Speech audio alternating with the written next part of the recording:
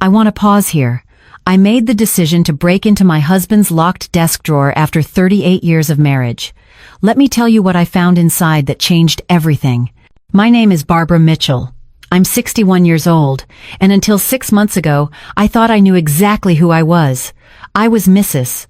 Robert Mitchell, wife of a successful financial advisor, mother of 2 grown children, and a semi-retired bookkeeper who still took on a few clients to keep myself busy. We lived in a comfortable home in Westchester County, New York, the kind of place where everyone waves to their neighbors and the biggest scandal is usually whose lawn service missed a week.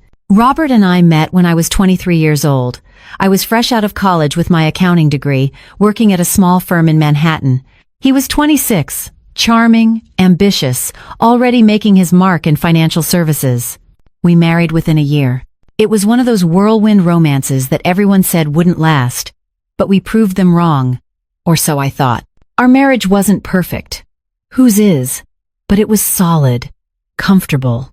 We raised our son Daniel and our daughter Emily. We weathered financial ups and downs. His father's death, my mother's long illness. We built a life together.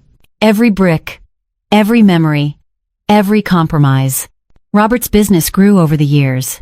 About 15 years ago, he partnered with a man named Kenneth Hayes to expand the firm. Kenneth was younger, aggressive, the kind of man who wore expensive suits and drove a Porsche. His wife Linda seemed nice enough, though we were never particularly close. Different circles, different interests. The first crack appeared on a Tuesday evening in March.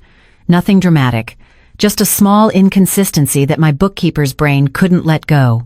I was preparing our taxes, something I'd always done myself. After all, I was the numbers person in the family. Robert handled the investments and big-picture financial planning, but I managed our household accounts, our tax returns, the day-to-day reality of our money. I was cross-referencing our credit card statements when I noticed something odd. A charge to the Fairfield Plaza Hotel, $743. The date was February 14th, Valentine's Day. That struck me as strange because we'd spent Valentine's Day at home. I remember it clearly. Robert said he had to work late, came home around 10, and we had a quiet dinner I'd kept warm. No hotel. No expensive night out. Just another quiet evening. I told myself there had to be an explanation. Maybe a client meeting. Maybe he'd booked a conference room. There were a dozen innocent explanations. But I couldn't stop thinking about it. Over the next few days, I started paying more attention. Really looking at our finances with fresh eyes. And once I started looking, I couldn't stop seeing things. There was another hotel charge in January. One in December. Going back through the statements, I found a pattern. Roughly once a month for the past 8 months, charges to various hotels in Fairfield County, never the same place twice. Amounts ranging from $500 to nearly $1,000. My hands shook as I printed out the statements. I told myself I was being paranoid. There had to be a reason. Robert worked hard. He traveled for business. These were probably all legitimate expenses. But my gut told me otherwise. After 38 years, you know when something is wrong. You feel it in your bones. I confronted him that Friday night. Casual, careful. Honey, I'm doing the taxes, and I noticed some hotel charges. Should we be categorizing these as business expenses? He barely looked up from his laptop. Probably client meetings. You know how it is. Sometimes it's easier to meet at a hotel conference room. Every month? Business has been good. He smiled at me. That same warm smile that had made me fall in love with him decades ago. Don't worry about it, Barb. Everything's fine. But it wasn't fine. Because if these were legitimate business expenses, why weren't they going through the business accounts? Why were they on our personal credit card? That night, I couldn't sleep. I lay next to Robert, listening to him breathe, and felt like I was sleeping next to a stranger. The next morning, after Robert left for the office, I did something I'd never done before. I went into his home office, the small room on the second floor that had always been his private space, his sanctuary. The desk was an old mahogany piece he'd inherited from his father. Solid, expensive, with a locked bottom drawer I'd never questioned before. Why would I? Everyone deserves privacy, even in a marriage. I found the key taped to the underside of his keyboard. Not exactly Fort Knox security. My heart pounded as I unlocked the drawer. Inside, I found a leather-bound ledger, the old-fashioned kind, with actual handwritten entries. In this digital age, Robert kept a paper record of something he didn't want traced electronically. Smart, but not smart enough. The entries went back 3 years. Dates, amounts, cryptic notes. FL, dinner, $340. FL, weekend, $1,200. FL, bracelet, $850. FL. Who was FL? There were other entries too. Larger amounts. Transfer offshore, $50,000. Cash withdrawal, $25,000. Personal use. Adjusted client portfolio, $30,000. Personal account. I sat on the floor of his office, that ledger open on my lap, and felt my entire world crumble. My husband wasn't just having an affair. He was embezzling from his clients. The accountant in me immediately started calculating. Over 3 years, the amounts added up to somewhere north of $400,000, maybe more.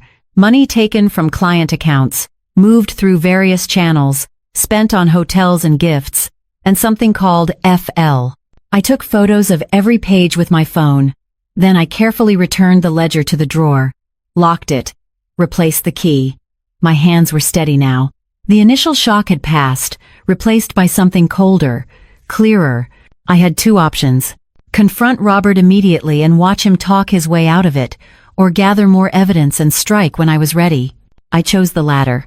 That afternoon, I called an old colleague from my accounting days. Margaret Chen had left the corporate world to become a forensic accountant, the kind who helped lawyers and investigators track money through complex financial schemes. We'd stayed in touch over the years, occasional lunches, Christmas cards. "Margaret," I said when she answered, "I need help. I think my husband has been embezzling from his clients." There was a pause. Then, "Tell me everything." We met the next day at a coffee shop far from Westchester, somewhere I wouldn't run into anyone I knew. I showed her the photos of the ledger. Her face grew serious as she scrolled through them. "Barbara, this is serious fraud. Are you sure you want to go down this road? Once you report this, there's no going back." "I'm sure." "What about the marriage?" "The marriage ended the moment he started stealing and lying." I surprised myself with how calm I sounded. I just didn't know it yet. Margaret helped me understand what I was looking at. Robert had been skimming from client accounts, moving money through a shell company, then transferring it to various personal uses. The affair expenses were just part of it. He was also buying luxury items, taking cash withdrawals, building a nest egg offshore. "He's preparing for something," Margaret said. "People don't hide this much money unless they're planning an exit." That hit me hard. He wasn't just cheating and stealing. He was planning to leave, to take the money and run, probably with whoever FL was. "Who's FL?" I asked. Margaret looked at me sympathetically. "That's what we need to find out." It took less than a week. Margaret had resources I didn't. Ways of tracking phone records and credit card patterns. And once she knew what she was looking for, the pieces fell into place quickly. FL was Felicia Lawson. She was 34 years old, a marketing consultant who had done some work for Robert's firm 2 years ago. She was also, according to her social media, in a relationship with someone whose face never appeared in photos but whose expensive gifts did. The bracelet, the weekend trips, the fancy dinners. But that wasn't the worst part. The worst part came when Margaret dug deeper into the financial records. "Barbara, I need you to sit down." We were in her office, papers spread across her desk. I'd been standing, looking out the window at the Hartford skyline, trying to process everything. I'm sitting. Robert's partner, Kenneth Hayes, he's been doing the same thing. The pattern is identical. Skimming from clients, moving money offshore, using business expenses to cover personal purchases. My stomach dropped. They're working together? It looks that way. They've been covering for each other, probably feeding off the same client accounts. She paused. "There's something else. Kenneth's wife, Linda. What about her?" 6 months ago, she withdrew a large sum from their joint savings account. Then she transferred it back, like she was checking if she still had access. Understanding dawned. She knows. I think she suspects, at least. The pattern suggests she's been monitoring their finances, testing the waters. I sat back in my chair, mind racing. Linda Hayes, the woman I'd made small talk with at firm holiday parties. The woman who always seemed a little sad, a little distant. She knew her husband was betraying her too. I need to talk to her, I said. Margaret shook her head. That's not a good idea. You don't know what she'll do. She might warn them. Or she might help me. It took me 3 days to work up the courage. I called Linda on a Thursday morning, using the number from the firm directory. Linda? It's Barbara Mitchell. I was wondering if you'd like to meet for coffee? There's something I need to discuss with you. There was a long pause.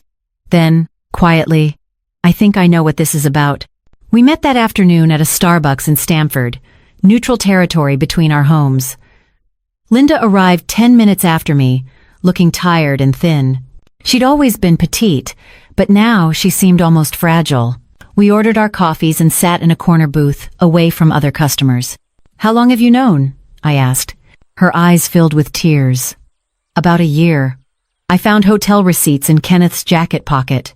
Then I started paying attention to the money. The way things didn't add up, she wiped her eyes. I've been too afraid to do anything. He's so controlling. I don't have access to most of our accounts. I don't even know how much money we really have. I reached across the table and took her hand. I know. And I can help you, but I need you to trust me. Over the next hour, I told her everything. The ledger, the embezzlement, Felicia, the offshore accounts, Margaret's findings about Kenneth's identical pattern. Linda listened, her face growing paler with each revelation. When I finished, she was quiet for a long moment. What do you want to do? She finally asked. I want to report them. To the SEC, to the IRS, to whatever authorities will listen. I want them held accountable. I paused. But I can't do it alone. I need your help. I need access to Kenneth's records too. The more evidence we have, the stronger the case. If I do this, I lose everything. The house, the lifestyle, everything. You've already lost it, Linda. It was never really yours. It was stolen from other people. I squeezed her hand. But we can walk away from this with our dignity. We can do the right thing. And maybe, just maybe, we can start over. She nodded slowly. Tell me what you need. Over the next 3 weeks, Linda and I became partners in a very different kind of venture. She had access to Kenneth's home office, to the files he kept in their basement. She photographed everything, sent me encrypted copies, documented every piece of evidence she could find. Meanwhile, Margaret worked with a lawyer friend, building a case. The evidence was overwhelming.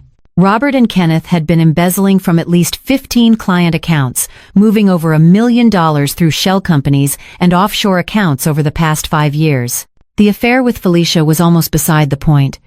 But it still hurt. God, it hurt. I found myself crying at odd moments. In the shower, driving to the grocery store, late at night when I couldn't sleep. 38 years. We'd been married for 38 years. We'd raised children together. We'd buried parents together. We'd built a life. And he'd thrown it all away for a 34-year-old marketing consultant and stolen money. Robert never suspected a thing. I continued to play the role of devoted wife. I made his dinners. I asked about his day. I smiled when he kissed me goodbye in the morning.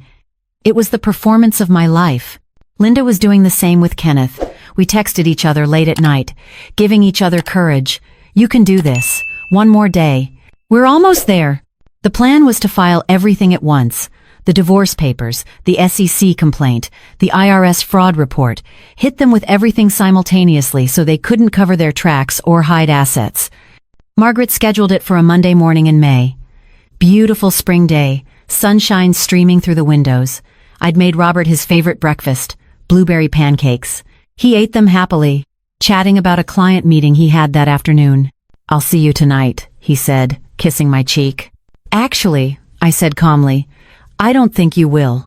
He paused, confused. What? Sit down, Robert. Something in my voice made him obey. He sat back down at the kitchen table, looking at me with growing concern. I slid a folder across to him. These are divorce papers. You're being served today. I'm also filing a formal complaint with the SEC regarding your embezzlement from client funds, and the IRS has been notified of your offshore accounts and tax fraud. The color drained from his face. Barbara, what are you talking about? Don't. My voice was sharp. Don't insult me by pretending. I know about Felicia. I know about the money. I know about all of it. He started to speak, to explain, to lie. I held up my hand. I have copies of your ledger. I have 3 years of financial records.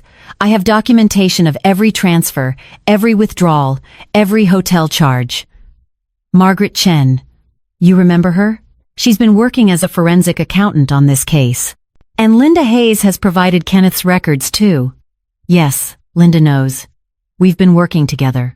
I watched him process this. The realization that his partner's wife had betrayed him too, that we'd outmaneuvered them.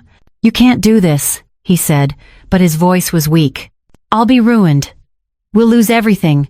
No, Robert, you'll lose everything. I'm protected. The house is in my name, remember? We did that years ago for estate planning purposes.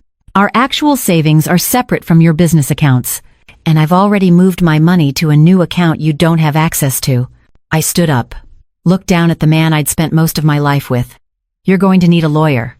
A good one. Because Margaret estimates you and Kenneth together embezzled over $1.2 million. That's serious federal time. Barbara, please. I love you. We can work this out. I laughed. It came out harsh, bitter. You love me?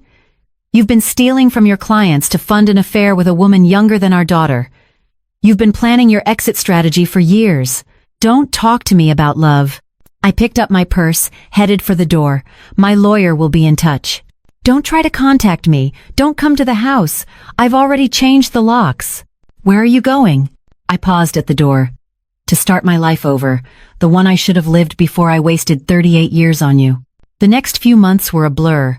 The SEC investigation moved quickly once they saw the evidence.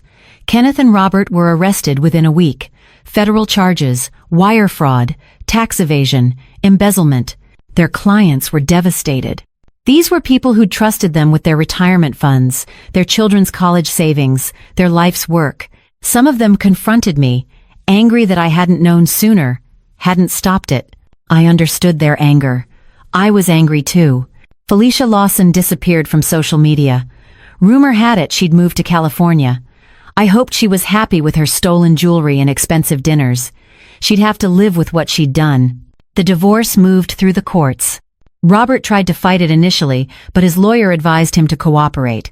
He was facing 15 to 20 years in federal prison. Fighting over community property seemed pointless when all his assets were being seized anyway. Linda's divorce was messier.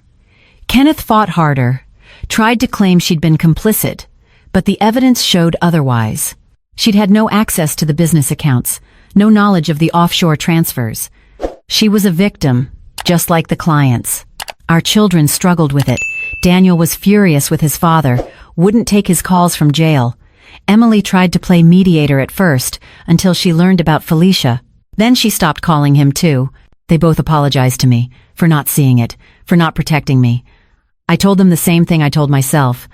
Sometimes the people closest to us are the best at hiding their true selves. In September, 7 months after that Monday morning in May, the sentences came down. Robert got 18 years. Kenneth got 20. They'd be old men when they got out, if they lived that long. I felt nothing when I heard. No satisfaction, no relief, just emptiness. But slowly, day by day, the emptiness filled with something else. Something that felt almost like hope. Linda and I had become true friends through the ordeal. She moved to a small apartment in Norwalk, got a job at a library. She seemed lighter somehow, despite losing her mansion and her lifestyle. I feel free, she told me over coffee one afternoon. For the first time in 20 years, I feel free. I knew what she meant. The firm's assets were liquidated to repay the clients. It wasn't enough, not even close, but it was something. Some of them got 30 cents on the dollar. Some got less. I felt guilty about that. Even though I hadn't known, hadn't participated, I still felt responsible somehow. They'd trusted my husband, and he'd betrayed them. In November, Margaret came to me with a proposition. You know these financial crimes better than anyone now, she said. You understand how they work, how people hide money, how they lie. Have you ever thought about using that knowledge? To do what? Open your own forensic accounting firm. Help people track down hidden assets in divorces. Consult on fraud cases. There's a real need for this, Barbara, and you'd be good at it. I thought about it for a week. Then I called Linda. What would you think about going into business together? We opened Mitchell and Hayes Forensic Accounting in January. Small office, just the two of us, and Margaret as a consultant. Our first client was a woman whose husband had hidden money in cryptocurrency. Our second was a small business owner whose partner had been embezzling. We helped them both recover significant assets. Word spread. By spring, we had more work than we could handle. We hired 2 junior accountants, moved to a bigger office.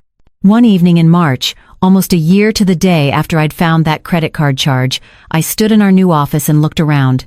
Linda was at her desk, reviewing case files. Our associates were packing up for the day. Sun streamed through the windows. My phone buzzed. A text from Daniel. Proud of you, Mom. Really proud. I smiled, felt tears prick my eyes. Robert was in federal prison in Pennsylvania. He'd tried to write me once, a long letter about how sorry he was, how he never meant to hurt me. I'd thrown it away without reading past the first paragraph. I didn't need his apologies. I didn't need closure or explanations or anything from him anymore. What I needed, I'd built myself. A new life, a new purpose, a way to help other people who'd been betrayed and lied to. Last month, Emily came to the office to have lunch with me. She looked around, impressed. You did this, Mom. After everything he did to you, you built this. No, I corrected her. I built this because of what he did to me. He thought I'd fall apart. He thought I couldn't survive without him. I smiled. Turns out, I'm stronger than either of us knew. That night, I drove home to my small condo overlooking Long Island Sound. Not the big house in Westchester, but mine, truly mine. I poured a glass of wine, sat on my balcony watching the sunset over the water. 61 years old, divorced, starting over, and for the first time in almost 40 years, I felt completely myself. I'm not going to tell you that everything is perfect now. There are still hard days. Days when I miss what I thought I had. Days when I feel foolish for not seeing the signs sooner. But most days, I feel grateful. Grateful that I found out. Grateful that I had the courage to act.